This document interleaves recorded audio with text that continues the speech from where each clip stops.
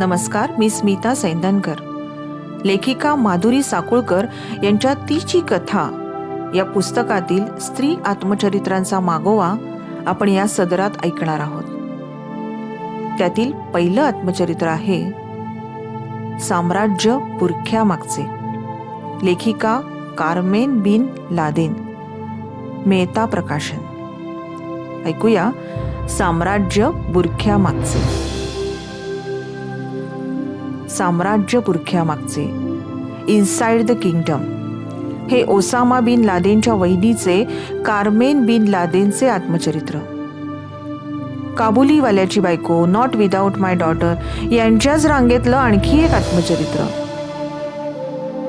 लग्न करून सौदी अरेबियात गेलेल्या बायकांची ससे होलपट मांडणारं आणखी एक आत्मचरित्र. खरं तर एवढीच ओळख या आत्मचरित्राची नाहीये, तर बिन लादेन कुटुंबाचं आडनाव आणि कुप्रसिद्धी याची पार्श्वभूमी याला आहे. 11 सप्टेंबर 2001 प्रकाशाला ग्रहण लागलं. न्यूयॉर्कमधील वर्ल्ड ट्रेड सेंटरच्या जुळ्या भावंडांप्रमाणे असलेल्या टॉवर्सवर 2 विमानांनी धडक दिल्याची बातमी कार्मेन बिन लादेननं जिनेवात ऐकली आणि तिच्या समोर त्या इमारतीतून घुसमटत बाहेर पडणारे धुराचे ढग उभे राहिले. त्या ढगातून एकच आकृती नाचत होती. ती आकृती होती कार्मेनच्या धाकट्या दिराची, ओसामा बिन लादेनची. या कृत्यामागे कार्मेनच्या मुलींचा हात असावा असा आरोप वर्तमानपत्रातून आणि दूरदर्शनवरून होऊ लागल्यावर ती खूपच व्यथित झाली. आपल्या लेकींना स्वतंत्र आयुष्य जगता यावं यासाठी इस्लाम बरोबर रीतसर घटस्फोट घेऊन कार्मेन जिनेवात रमली होती. परंतु मधमाशांच्या एखाद्या पोळ्यावर दगड मारल्यावर माशा चवताळून चावे घ्यायला उठतात, तसं काहीच झालं. आणि मग तिने वर्तमानपत्रांना आणि दूरदर्शनवर जाऊन साऱ्या गोष्टींचा खुलासा केला. त्या काळातल्या सौदी अरेबियातल्या कडू गोड आठवणी तिने या पुस्तकात वस्तुनिष्ठपणे मांडल्या आहेत. मुलींच्या सुखासाठी आईने दिलेल्या झगड्याची ही कहाणी आहे. पुस्तकाच्या सुरुवातीला आपल्या मुलींना लिहिलेल्या पत्रात त्या म्हणतात, विचारांचं आणि ते व्यक्त करण्याचं स्वातंत्र्य ही सर्वात मोठी देणगी आहे. या माझ्या विचारांशी आणि कल्पनेशी तुम्ही परिचित आहातच, परंतु हे स्वातंत्र्य तुम्ही गृहीत धरून चालता कामा नये. तुम्हाला ज्याची कल्पना आहे तेच मला परत तुमच्या मनावर ठसवायचं आहे की ऐश्वर्य सुख देऊ शकतं, हे खरंय, परंतु सोन्याच्या पिंजऱ्यात सुख मिळत असतील तर ती निरर्थक ठरतात. विशेषतः तुम्ही स्त्री असलात तर तुम्हाला हवं ते करता येत नाही, किंवा तुम्हाला जे व्हायचं असेल तेही तुम्ही होऊ शकत नाही. मी सौदी अरेबिया का सोडला हे सांगताना त्या म्हणतात, माझ्या मुली जर त्या सौदी समाजाचे नियम मानू लागल्या असत्या तर ज्यांच्याबरोबर मी अनेक वर्ष राहिले त्या स्त्रियांप्रमाणे मत नसलेल्या, शब्द उच्चारण्याची परवानगी नसलेल्या, बिन चेहऱ्या मोहऱ्याच्या काहीही भविष्य नसलेल्या त्या झाल्या असत्या. मला ते नको होतं. या सर्वात महत्वाचं म्हणजे ज्या निवडीच्या स्वातंत्र्याला मी अतिशय मोल देत होते ते स्वातंत्र्य माझ्या मुलींना नाकारलेलं मला बघवणारं नव्हतं. मला त्यांना आणि मला स्वतःला मुक्त करायचं होतं. जिनिवाच्या कार्मेनच्या घरात इस्लामचं कुटुंब उन्हाळ्याच्या सुट्टीत भाड्याने राहायला आलं. इस्लाम अतिशय देखणा होता.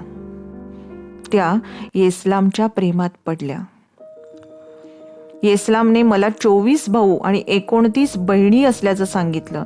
इस्लामचे वडील शेख मोहम्मद बिन लादेन अगदी कफल्लक घरात जन्मले, परंतु मध्यपूर्वेत जेद्दामध्ये आपली जबरदस्त बांधकाम कंपनी त्यांनी उभी केली.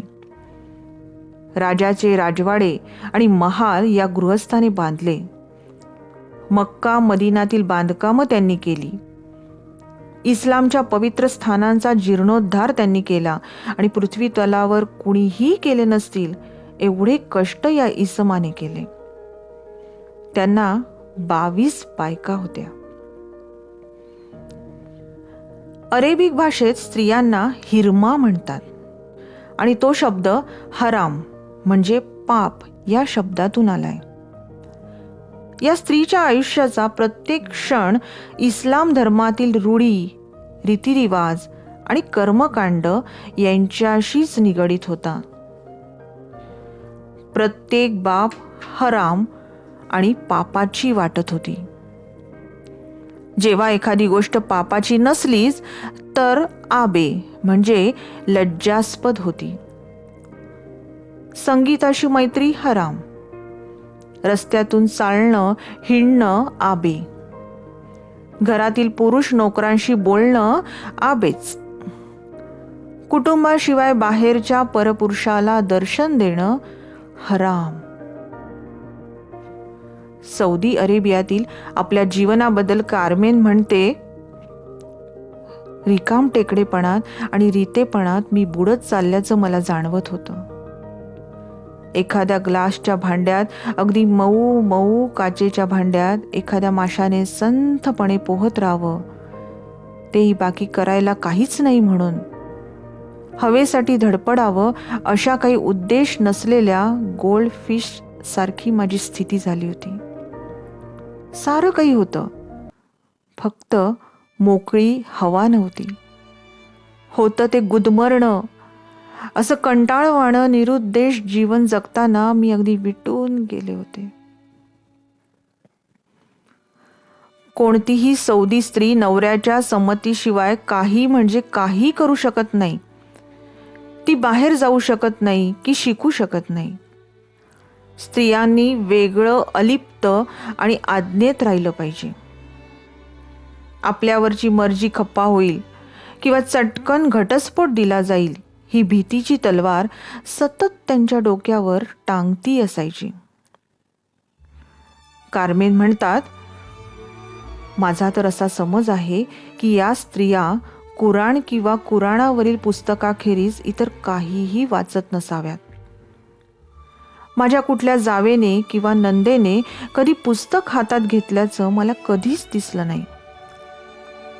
या स्त्रियांची नवऱ्याखेरीज कुणाही बरोबर कधी गाठभेट नसायची.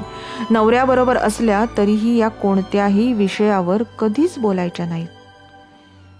त्यांना कधीच आणि काहीच सांगायचं नसायचं. काही वेळा आम्ही आमच्या नवऱ्यावर किंवा मुलांवर बोलायचो तर त्या चर्चेतूनही त्या मी एक किती चांगली मुस्लिम स्त्री आहे हे दाखवण्याचा प्रयत्न करायच्या. काळ जात राहिला आणि मग त्यांच्या सहवासातील व्यर्थता मला जाणवायला लागली. त्या सोबत असल्या म्हणजे मला अगदी कंटाळा यायचा आणि त्यांचं बरोबर असणं म्हणजे अडचणच वाटत होती. अर्थात इतर भाऊ जसे आपल्या स्त्रियांना वागवत होते तसं माझ्याशी इस्लाम कधीच वागला नाही. जर तोही तसाच वागला असता तर मला नाही वाटत मी सौदी अरेबियात राहिले असते. त्यावेळी इस्लाम इतर पुरुषांपेक्षा वेगळाच होता. पाश्चिमात्य देशांप्रमाणे तो मला बरोबरीने वागवायचा. त्याच्या आयुष्यात आणि विचारात मला सहभागी करून घ्यायचा. माझ्या बुद्धीवर त्याचा विश्वास होता. अधूनमधून तो माझा सल्लाही घ्यायचा. आम्ही नेहमीच वेगवेगळ्या विषयांवर बोलायचो. त्याला मी त्याची पार्टनर म्हणून हवी होते. दोघांच्या कुटुंबातील एक पूर्ण सभासद. मूळच्या अरबी आणि तुमच्यात कोणत्याच प्रकारचा सारखेपणा नसेल तर त्यांच्याबरोबर काय बोलायचं, त्यांच्याबरोबर कसा संवाद साधायचा हा माझ्या पुढे भला मोठा यक्ष प्रश्न होता. आणि मग मी आपली स्वतःशी संवाद करत बसायची.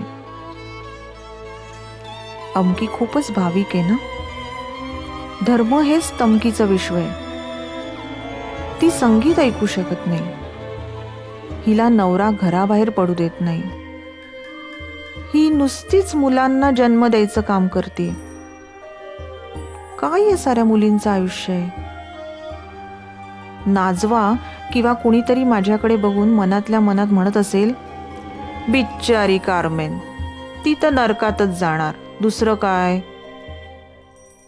आणि मी विचार करत होते, बिचारी नाजवा, ती तर नरकातच राहते. असे एकूणच आमचे विचार भिन्न होते. ओसामाबद्दल त्या म्हणतात, रशियन आक्रमणानंतर अफगाणमध्ये काम करण्यास ओसामा अगदी उत्सुक होता. त्याची कडवी मतप्रणाली, आकर्षून घेणारं व्यक्तिमत्व असून सुद्धा त्यावेळी ओसामाला नेतृत्वाची संधी मिळू शकली नाही. तरीही त्याने जखमींसाठी हॉस्पिटल्स उभी केली आणि प्रतिकारासाठी हत्यारांचाही साठा केला. आता तो कुटुंबातला 15वा किंवा 16वा मुलगा राहिला नव्हता. ओसामा आता योद्धा बनला होता, मोठा पुढारी, नायक बनला होता. असं हे बुरख्या मागचं साम्राज्य. लेखिका कार्मेन बिन लादेन.